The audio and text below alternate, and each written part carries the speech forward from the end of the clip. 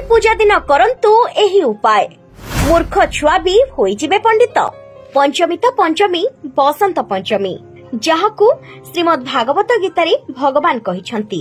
मास मध्यरे मु हेउछि मार्गशीर ऋतु मानक मध्यरे मु हेउछि बसंत। एही माघ मासरे शुक्ल तिथि रे जो पंचमी अनुष्ठित हुए सेही दिन मां सरस्वतींकर आविर्भाव दिन। ब्रह्मा देवता मां सरस्वती को धरापृष्ठ को आनिथिले। मां हेउछंती बीणा बादिनी शुक्ल वस्त्र परिधानी। मां हेउछंती जगत को कल्याण करिबा वाला जहांक कृपारो मूर्ख मध्य पंडित होई जाए। एही दिन पूजा करिबार विधि आपणक आगरे कहिबु।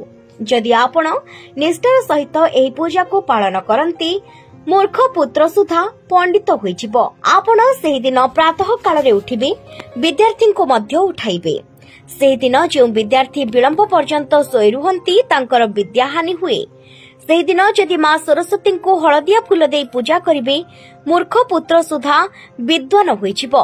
आपण सुनिथिबे सरस्वती पूजा रे पिला खाता बही डट बसांती। हेले आपणको आमे एमिति जिनिस बसाइबा कथा कहिबो। सेही उपाय को आपण कले आपणकर मूर्ख पिला भी पूरा पंडित होइजिबो। सेथिपई आपण माने बेलपत्र 108 माला नेई सरस्वती देवींक पाखरे बसाइबे। नचेत रुद्राक्ष माला 108 बसाइबे। ताको तापर दिन आनी पाठ पढ़ा पिलांको देबे।